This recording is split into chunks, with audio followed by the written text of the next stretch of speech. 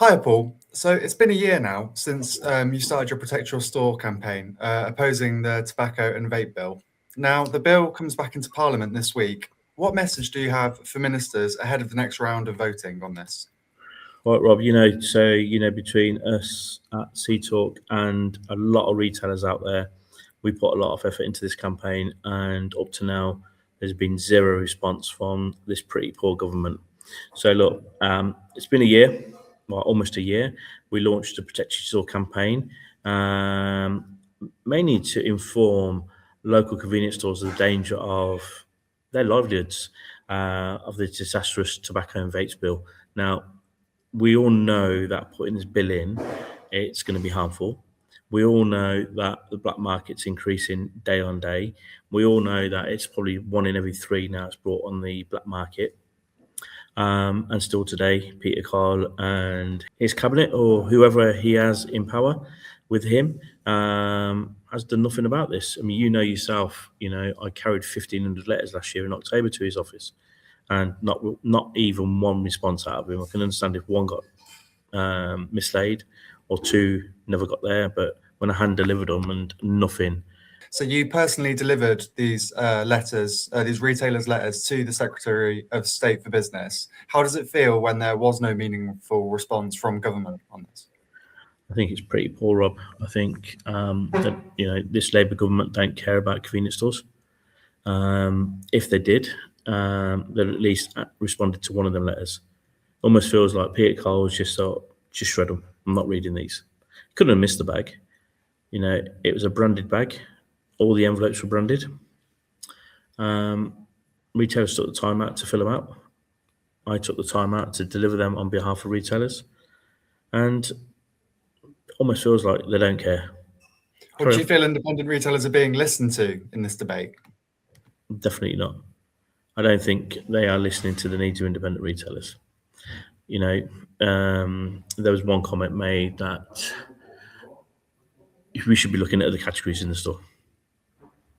Have these guys ever tried to work or run a convenience store? They don't know what it's like. They never even come out to local communities and listen to our views. You only see a Labour councillor in your area when they need a vote. Now, Rob, we work in Coventry. We've contacted our local council and we've asked for meetings. We don't get no response. We've even gone to Stranger Standards and they've told me that they've got to look back in the toolbox. Delays. Yeah, so I think what they're trying to do is do their own thing and not listen to the needs of retailers. So the government argues the bill is about protecting children and reducing smoking rates. Why do you believe it will fail to achieve those aims? Well, look, you know that. So, look, these pop-up shops that are up everywhere now in the UK, they're the ones that are serving children. Do they really think that if they put an age ban on, that children are not going to get tobacco or vapes? How are they going to stop the gig economy? They got no way controlling illegal stores that are popping up everywhere. They got no chance of controlling the gig economy neither. So they will get their product from wherever they want. You also seen the article in the New York Times this week, and you've seen what happened there. Do we want organised crime lords doing what's happened in Australia, in the UK? No, well, this is what's happening. You've warned that the bill could fuel illicit trade. And, how do you think that's going to impact responsible, convenience retailers and the wider community? As you're saying, we're already seeing it in other countries. Well, it's just silly. They're not listening. They're not real. They don't understand what goes on at a ground level in normal life. There almost seems to be like in a fairy tale world in Westminster and making their own decisions on what they believe. All they got to do is step out of Westminster and go down Oxford Street. I'm sure they can walk that far and see what's going on in their own area. Never mind what's going on in our own areas. It's about what they need to do, what's right, not what they feel they've got to do just to tick a box. And I believe all they're doing is ticking a box. Bureaucracy, yeah. So ahead of the vote next week, so we can still encourage retailers to visit Protect Your Store, to make their voice heard, to sign the letter. It's not too late, is it? It's not too late. Look, retail friends out there, still not too late. Jump on to protectyourstore.co.uk. It's pretty easy, simple. Fill out that letter. It comes back to us. We'll do the hard work. We'll send it back in on your behalf. And look, don't feel intimidated by filling that letter in. We're all in this together, and we've got to make our voices heard to government. We've got to act as one and deliver that letter as one.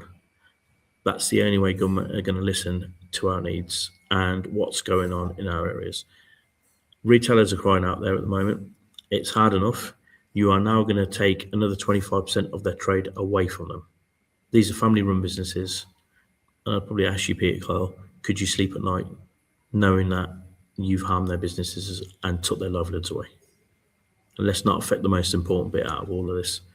If you don't believe that it's going to harm our businesses, come and stand a day in one of our stores and take the abuse of what we're going to get when this comes into force. I suppose the more retailers we can get on board, the more likely we'll be to get a response from Peter Kyle. You know, we can just keep Rob, up the.